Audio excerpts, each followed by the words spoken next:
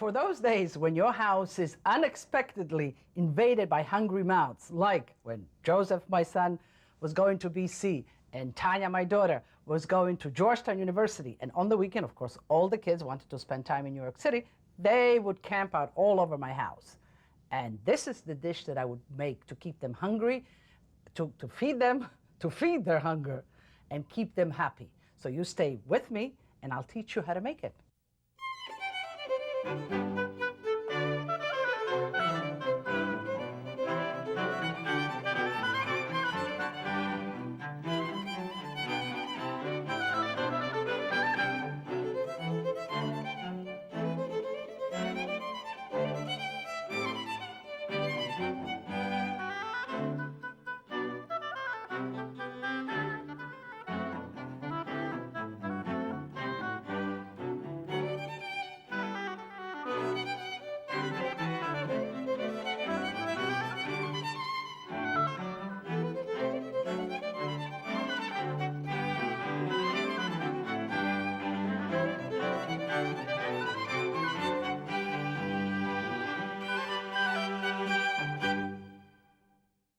Buongiorno, benvenuti. Welcome, benvenuti alla mia cucina saporita. Saporita is flavorful.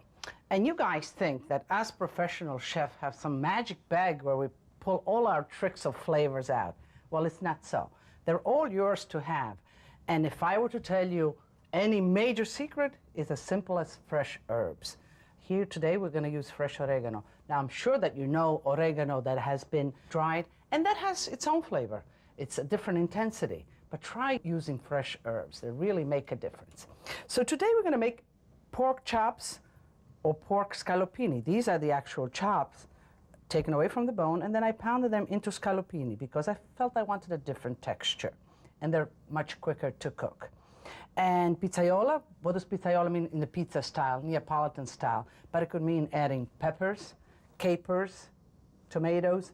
This dish, I'm going to put the pasta together with the meat. And it's fine to do that sometimes. As a child, I remember all the time having a big plate of gnocchi with 2 pieces of chicken braised in guazzetto. So let's go. The first thing, the time that it takes to cook the pasta, the meat will be ready. Okay, we'll let that one go. I have the boiling water here. It's salted, plenty of it, because cooking pasta, the pasta has to dance in the water. So this is, I have pounded this and ready for you.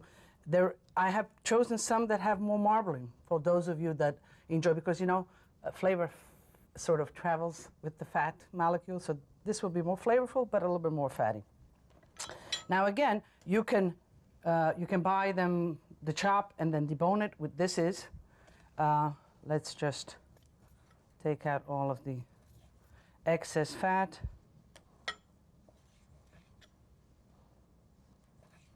And I'm gonna butterfly it. This is what's butterflying.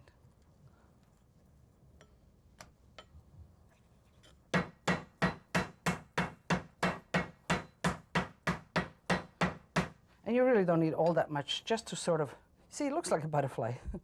Okay. So pizzaiola has basically garlic as the flavoring base. You know, the Italian cuisine, you start with the garlic family or with the onion family. I'm just going to crush some garlic cloves. This way I'm able to pull them out. I want a lot of the flavors of garlic, but I don't want to eat the garlic. I have problems with eating the garlic, even though I love it.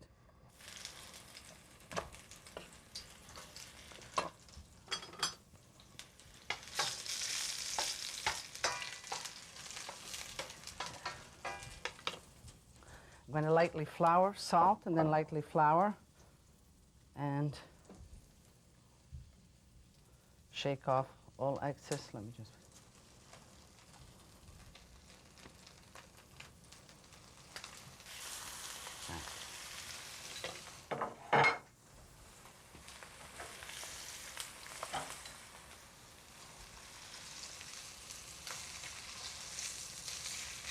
And what you want, you just want to caramelize sort of the outside. That's why I have the high heat. I don't want to cook it at this point because I'm going to reintroduce it in the sauce.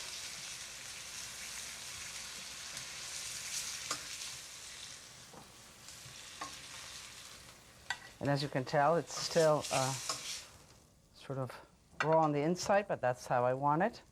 Let me add in. Now you could,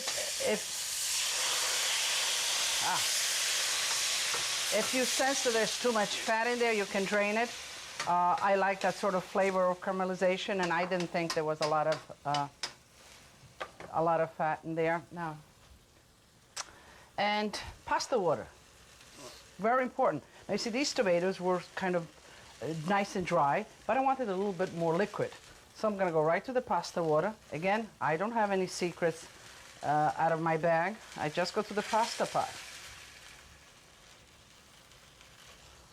A little bit of raw olive oil, and again, that sort of leaves that fresh olive oil flavor in the sauce, because when you cook it, a lot of it dissipates. I'm going to put, and you know how I use herbs, I use it twice. I use it in the beginning to really get into the flavor of the sauce, and then I use it at the end to get the freshness of the herb. And in this case, I'm going to put the whole sort of little branches, and then I can pull them right out when they have changed colors, and I don't want them to be in there. Since we're going to add peppers to this sauce, I'm going to blanch the peppers. And the peppers, I'm going to blanch right into the pasta water. You're asking why? Why not? You don't need another pot for this. You're going to flavor it anyway with this. This way, it saves you a pot. It even flavors the pasta. So let's do it. And why do I blanch them? I could put them right in here. I mean, you could do it. And again, pepper have some repeating effects on certain people. And if that happens to you, then just blanch it before you're using it. Even when you're using the whole pepper, just blanch it a little bit, and it will take away some of that sort of element that returns when you eat raw peppers. So I'm doing it for this reason, but could I have thrown it directly into the sauce? Yes. And it doesn't take much.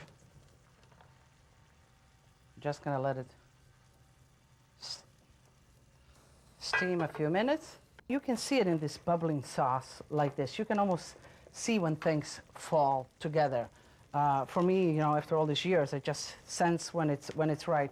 But give it about 10, 15 minutes. The sauce with crushed tomatoes from a can will pull itself together like this. I think that the peppers should be blanched.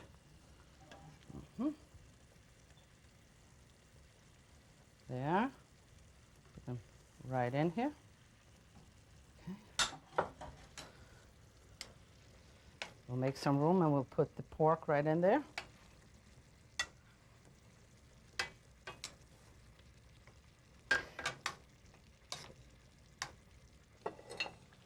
I have the capers.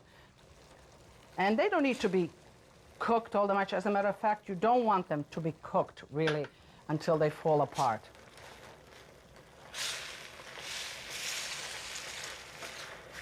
Okay, I think we're ready. Pasta is cooked, sauce is done. Now let's go for the main event. I'm going to saute the pasta. You know, again, I love to saute my pasta in the sauce. Okay, just give me a chance. I want to do the best job that I can for you. I want it to look really beautiful, so you're going to run out to shop. You know, I get that in the email. It says, you know, after I finished watching your show, it looked easy, it looked doable. I went right out and bought the ingredients and made it for the family. And there's nothing more rewarding for me than to hear that, to know that I have sort of touched you and your family and that you're going to cook this.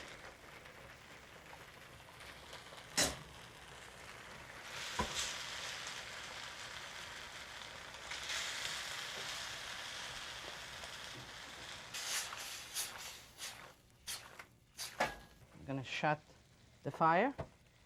I'm going to add the cheese.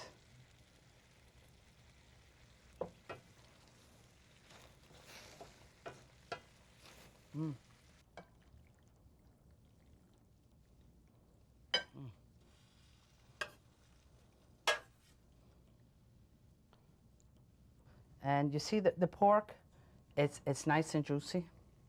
It's not dried out because we didn't overcook it. I mean,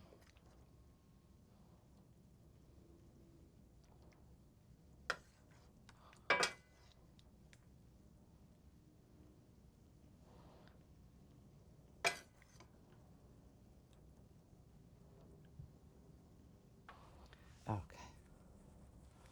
So let's add some oregano. Again, it's the same. And it's also because it gives it last minute flavor. When you put this in front of somebody's nose, just the whole thing comes right out. I'm not gonna disrupt that, but I'm gonna take a pasta out of here. I love eating out of pots. I really do. Even in the restaurant, you know, says, Lydia, you're gonna sit down. I'm gonna taste this. That's the problem. I taste this, I taste that. So they give me a little pot, whatever's left in the pot, and I eat right there. Very good, very, very good. This is another one of those dishes that it's very flavorful. It's a traditional dish, and you can make it for many people. And it really is a favorite in the restaurants, at home, with the kids. It's chicken alla Valdostana. Petto di pollo. Pollo is chicken in Italian. Petto is breast, so petto di pollo. Alla Valdostana. Valdosta, after which this name comes, is a little sort of region of Italy nestled between Piemonte and France. And the fontina, the cheese that we're going to use for this dish, is also from that region. So it's a nice, sort of very flavorful dish. You take a breast of chicken, and this is kind of large. I'm going to just sort of butterfly it. It doesn't have much fat. If it does, remove the fat away. And with this, we are going to serve lentils. And it's very nice because it's a nice balance. The dish is rich. It has prosciutto, it has cheese. And by using the lentils, we put very little in the actual condiment of the lentils, but we flavor it with vegetables. And it sort of absorbs the sauce of the chicken. It sort of balances. So the first thing, what takes the longest, is actually the lentils. We'll put them to cook. And these are the regular lentils that you can buy in the stores. You put it just in water. You sort of pick through them, you wash them a little bit, and then you put them in water. Put 2 bay leaves right in there. I'm going to put a drizzle of olive oil. And the vegetables here are just sort of diced. It's a little larger than a mirepoix. Put them in at the same time that you do the lentils, because you want them to cook together, and it takes about the same time for them to cook. Let's put the lid on. Do you know that if you put the lid on whenever you cook something, you serve about 1/3 of the energy?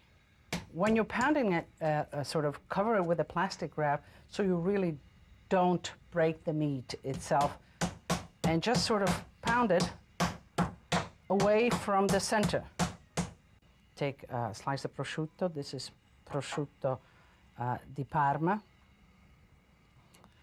And you take the back part of the knife and you just sort of make it adhere like this, attach like this. And then when you cook it,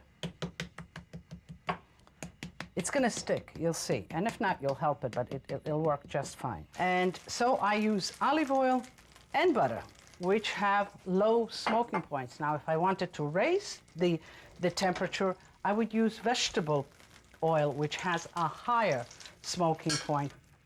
And with this, as I don't want to bring the saltiness out of prosciutto, I want sort of a lower smoking point. And I'm going to put prosciutto face down. And again, when doing these dishes, find a pan that gives you enough space so that everything can lay comfortably and really touch the bottom of the pan and get caramelized. I'm going to just slightly flour it on one side. You could have floured the whole thing, front and back, but I'm going to just do the back. And why do you use flour?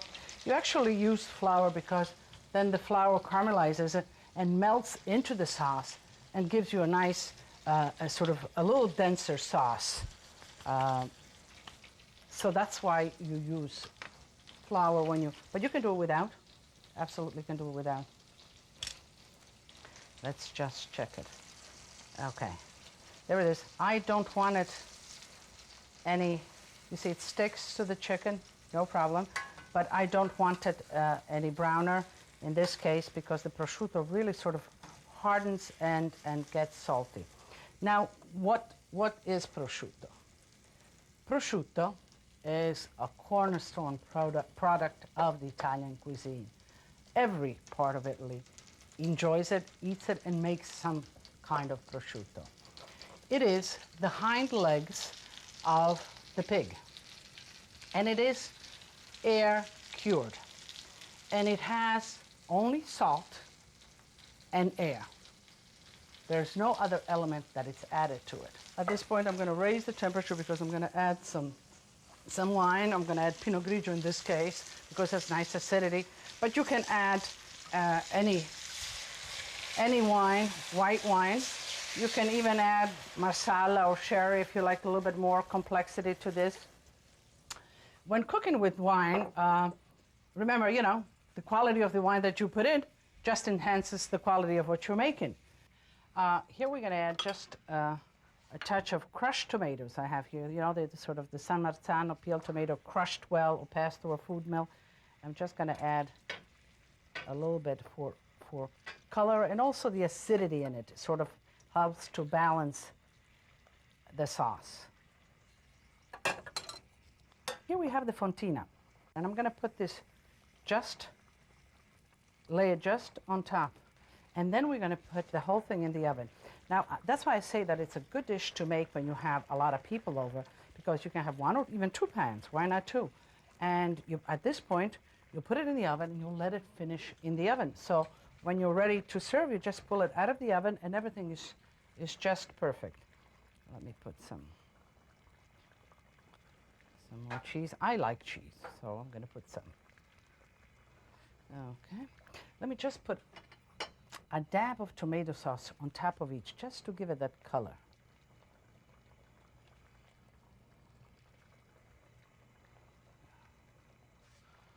Okay. Also sprinkle a little bit of the Parmigiano. I smell the bay leaves really coming through the lentils. All right. Take it like this, and we'll put it in the oven as it is.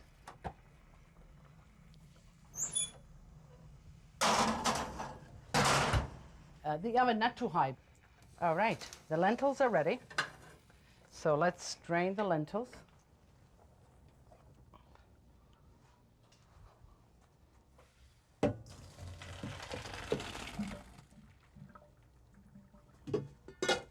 And we'll just put them in a saute pan. And as I said, I'll put just a little bit of olive oil since the dish is so rich in itself.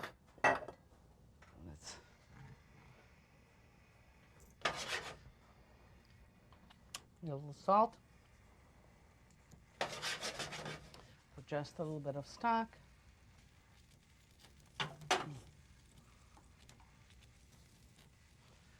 And I'm going to add spinach just for freshness, because I like it, because it sort of lightens up the whole dish. But can you leave the lentils just like that? Fine. Of course, it's been washed, the spinach. And we just fold it right in there. Just put a little bit more oil.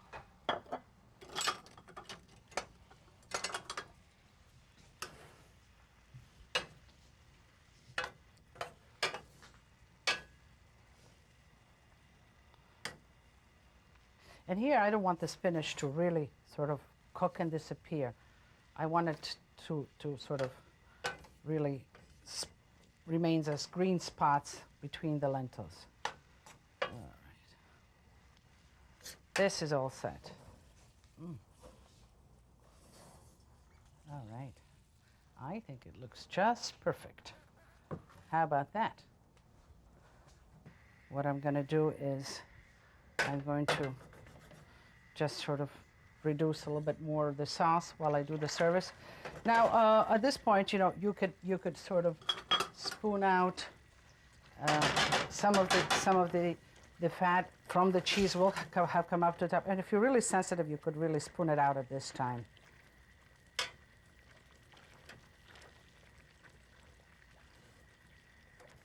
Okay, let's begin the plating. Hot plate, hot food, and hot plates, because otherwise you lose right away the temperature on the food. I'm going to put the lentils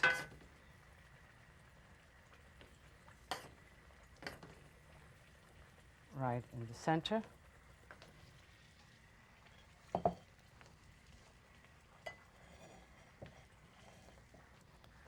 Keep it clean all the time. I think 2 pieces of chicken is a nice portion. Let me choose 2 nice pieces. Just like that.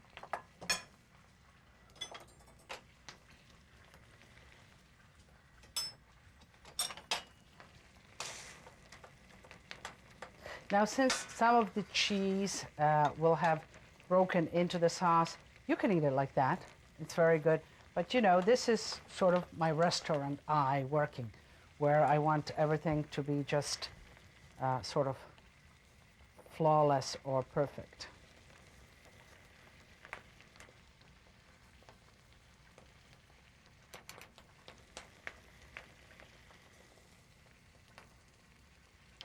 You see, if you put it without the strainer, you get those little specks. What do you like? You like the specks better? I think I do. Forget about the strainer.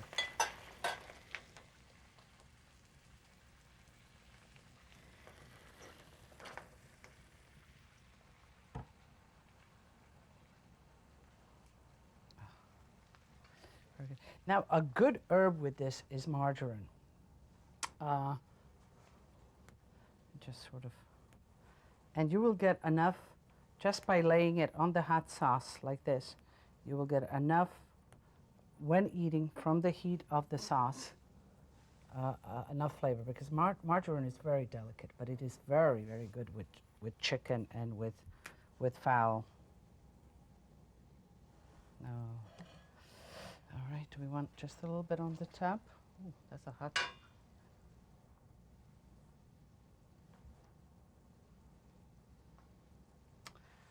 Very, very nice, and it smells delicious. The prosciutto, you know.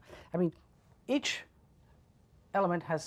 dish has a strong odor, like the lentils have the bay leaves, and then there is the complexity of the prosciutto coming here and the cheese. So those two harmonize right into my nostrils and really get my excitement and appetite going.